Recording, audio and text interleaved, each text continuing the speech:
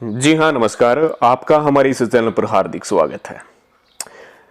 पश्चिम बंगाल में 4 चरणों के चुनाव हो चुके हैं। 4 चरणों की 135 सीटों का एग्जिट पोल आपके सामने प्रस्तुत कर रहे हैं। पहले और दूसरे चरण में भारतीय जनता पार्टी के सांसद यहां से जीते थे, तो प्रभाव बीजेपी का जरूर रहेगा। लेकिन तीसरे और चौथे चरण में दोनों के बीच कांटे की टक्कर जो है देखने को मिल रही है, और टोटली 135 में से किसको ज्यादा सीट मिल रही है वो भी आपको जानकारी स्पष्टता के साथ देंगे। आपसे आग्रह कि ध्यान से इस वीडियो को देखिएगा, चैनल को जरूर सब्सक्राइब कीजिएगा। अगर आप इस वीडियो को ज्यादा से ज्यादा शेयर करते हैं तो आगे आने वाले समय में हम और अच्छी वीडियो निकालेंगे। अगर व्यूज अच्छे आएंगे तभी आगे वीडियो निकलेगी, वरना नहीं निकाल पाएंगे। तो आपसे आग्रह विनती है कि प्रत्येक व्हाट्सएप ग्रुप में, प्रत्येक फेसबुक पेज में, ग्रुप्स में जो है इस वीडियो के लिंक को जरूर शेयर कीजिएगा। तो हम बता दें, पहला चरण 30 सीटों का है। 30 सीटों में जो पहले चरण की जो पूर्वी मेदिनीपुरी सीट है उसके बारे में हम जानकारी देंगे।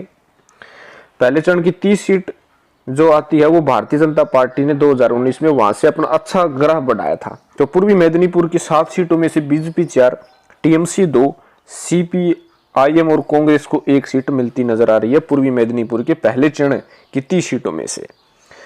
पश्चिमी मेदिनीपुर की 6 सीटों में से बीजेपी को 2, टीएमसी को 3, सीपीआईएम को 1 व अदर के खाते में 0 सीट आती हुई नजर आ रही है।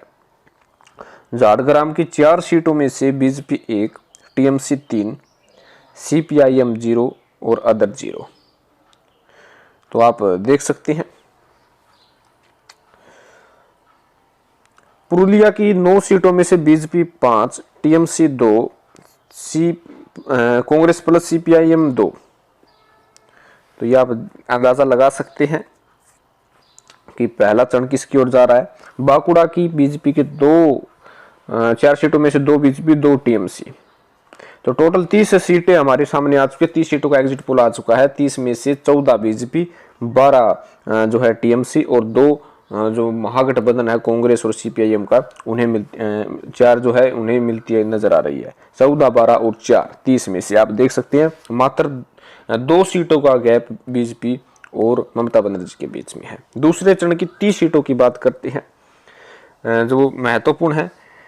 पश्चिमी मेदिनीपुर की 9 सीटों का चुनाव दूसरे चरण में हुआ था। 9 में से बीजेपी को 5 सीट मिलती हुई नजर आ रही है और टीएमसी को 4 सीट मिलती हुई नजर आ रही है, और अन्य के खाते में कुछ नहीं आ रहा है। दूसरा चरण 30 सीट का है।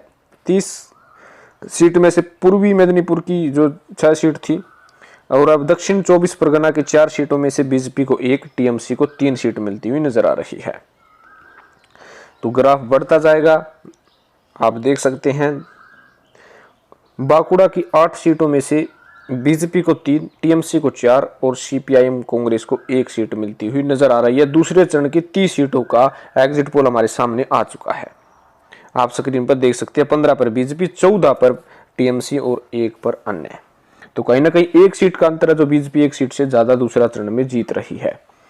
तो तीसरे चरण की सीट के बारे में हम बताएंगे जो लगभग 31 सीटों का है। आपको बता दें कि पहले और दूसरे चरण में कांटे की टक्कर बीजेपी दे रही थी। तो तीसरा चरण 31 सीटों का है। उगली की 8 सीटों की बात करें तो बीजेपी 3, टीएमसी 4 और अन्य कांग्रेस और सीपीआई 1 सीट मिलती हुई नजर आ रही है।